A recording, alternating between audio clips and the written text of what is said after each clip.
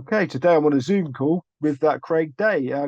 Craig, our taster meetings didn't quite work out as planned, but thanks very much for managing to spare some time for me in the end. Um, I've got you down as a professional punter, an owner of top class greyhounds, and a semi-professional pool player. Have I got the right information there? I just said jack of all trades, master of none, to be honest. So, which part of those three would you identify yourself as mainly? To be honest, now probably a pool player. To be honest, I've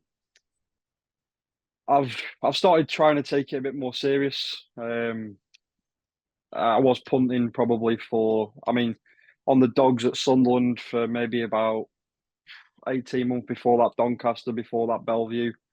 But it's just hard to find the time for punting, pool, and owning dogs as well, because they still take up quite a bit of your time, flinging messages back and forth. But yeah, the minute I'm banged into my pool, I don't know why. I had about 4 years out of it, and I've just I don't know rediscovered the love for it, to be honest, and trying to get back my pro status and playing some money matches and yeah, having some fun with it really. Okay, so we'll talk about your pool playing in a bit. I just want to talk a little bit about you and your background in betting and stuff. All this stuff I've been told by people, or little bits by you, so I hope it's all accurate. You started working life on the other side of the fence with William Mills, a cashier. Is that right? Yeah, I started when I was like 19, 18, 19. For Willie Mill, just basically as a cashier. Didn't know anything about punting, didn't know much about betting really, other than watching the odd bit of Royal Ascot and Cheltenham on the TV when I was younger. But I just got a sort of natural sort of interest in it, to be honest, and everything sort of grew from there. Took a job after that with Sporting Index, which was sort of like started off as a trading role, but doing like automated football that basically a trained monkey can do. But all you're doing is just copying the prices across. Um, yeah, and then from there went into trading snooker, darts, keeping actual ratings, and then obviously the pumping side grew with it as well. And Were then you so when you started work with William Hill, was it just because it was a job and then your interest grew from the job? yeah, I always liked horse racing, so I was just thinking sitting there taking bets, and watching racing all day and getting paid for it was a pretty cool way to earn, a little bit of a living before having to branch out into the real world. And yeah, I spent like 2.5 years there, and I did enjoy it. The crack with the customers and stuff like that. It is good, but as you sort of progress a little bit more, you want to do other things within the industry. Like Yeah. So your last job in the industry was at Betfred as a Greyhound trader. yeah, I was doing the Greyhounds for Freds, and uh, like it's one of them sort of roles that I enjoyed it up until a certain point, and then the industry's kind of gone a little bit unopinion based. It's because the side of it that appealed to me was the actual compiling, sitting there crunching numbers, trying to form a book and trying to get your opinion right. Whereas now everything's become like a bit of a mundane, straight down the middle. We all want to be the same price, and that side of it's gone from the game, to be honest, from what Do you I've think? seen. Do you think it's possible, like somebody like you that's made money backing dogs? Is it? Would it be possible for somebody to form their own opinion and put those prices out there and stand by them regardless of what the crowd were doing? No, I think you've definitely got to move on certain people. Like, I mean, it's impossible to price 36 dogs and have them all correct. Or there's some people out there that do believe they're correct on all 36 for a competition. But I know you get decent margins. You can probably bet to about 145, 150. But there's always going to be people better, and you've just got to realize who them people are, and they not lay them to the hills, and you can form solid opinions and have and lay chunky bets as well. Like there's no reason you couldn't lay an owner a bet to win a real good chunk. But the problem is with it is that any sort of standout now in the market. So like one example, we had Brookside Ritchie for the Steel City Cup.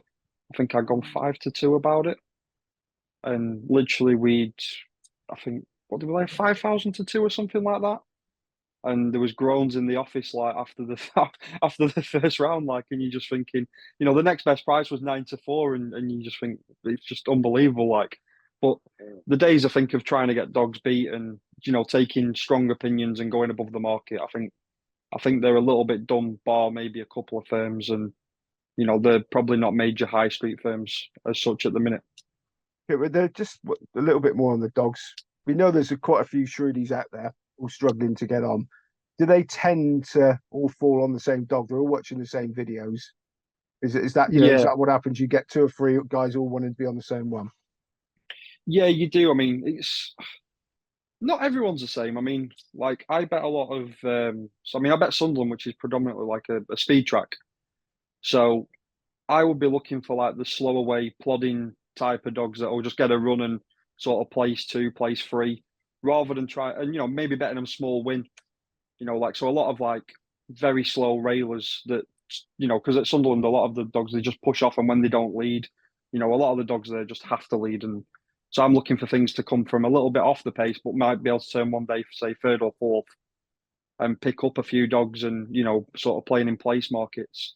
But you see a lot of people they do just want to be with the best drawn dog and the best dog in the race, and you do find that a lot more of the punters do want to be on the same things. Like we always, if we sort of got one wrong, everyone would sort of gravitate towards towards that one dog.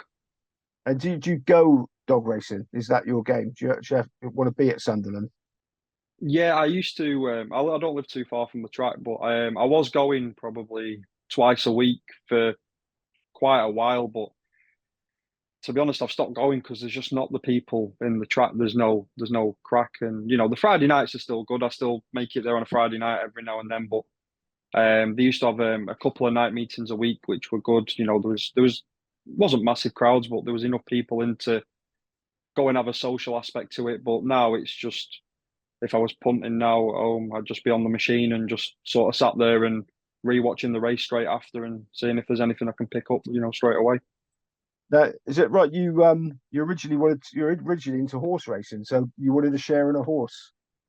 What Yeah, happened there?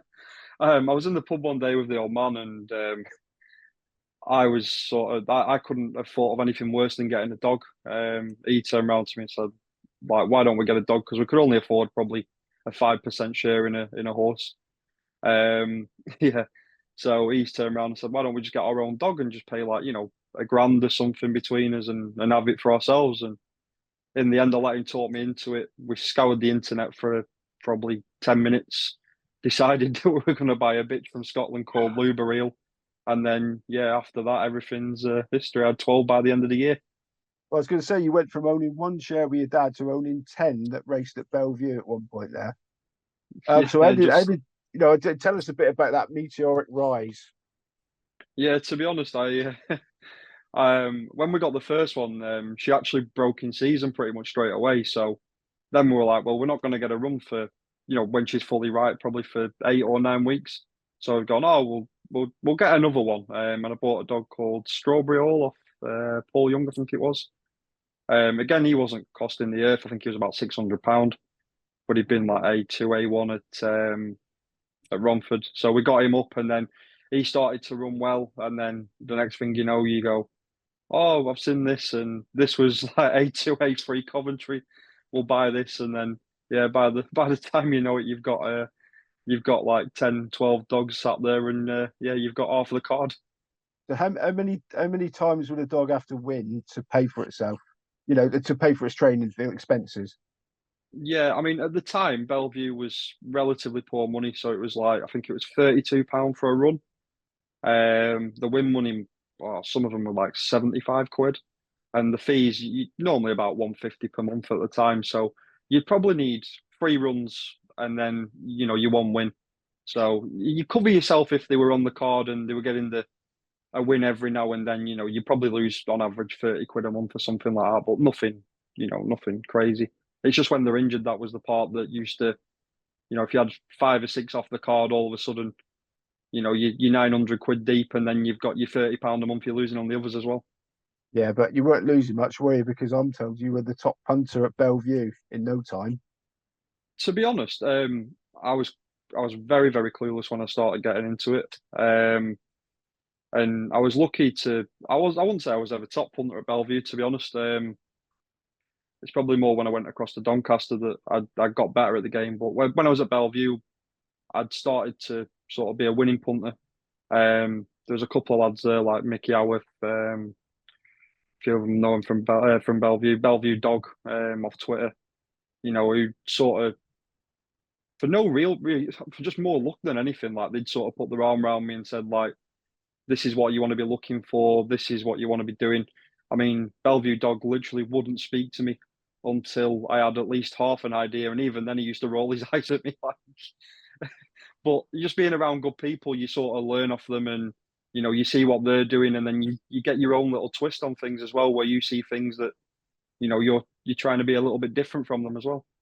Yeah, to people a little bit like me, I mean, I'm not really into the greyhound so much, but you get the impression that when a dog's ready, the trainer knows when it's going to win, like everybody thinks they do with the horses. So, I mean, how useful were the trainers with you with your punting? Um, Being honest, the first people I had dogs with, which was the Fieldings, they're retired now, so I can't say it. I mean, they were probably the worst judges of a dog. They told me for about 6 weeks on the trot that Luberil was going to win. And obviously at the time I had no idea, so I'm just like, yep, great. I'll have me 200 quid on or whatever. And and she kept getting beaten. And then I had some dogs in with Brian Thompson, who was pretty good. You know, he put one in a position to win for you every now and then. But yeah, Joy Andrews was probably one of the better ones I had dogs with on Belle View. Um, yeah, she sort of put you right, you know, with your dogs and stuff. But then by that time as well, I'd started to watch enough and learn enough about the game where really needed from the trainer was, you know, this dog's well, this dog's right in itself. After that, you don't need much because, you know, end of the day, the trainer's not paid to read the race. You know, the trainer's paid just to get the dog well for you. You know, and really you've got to read your own races and read your own draws and stuff like that. You know.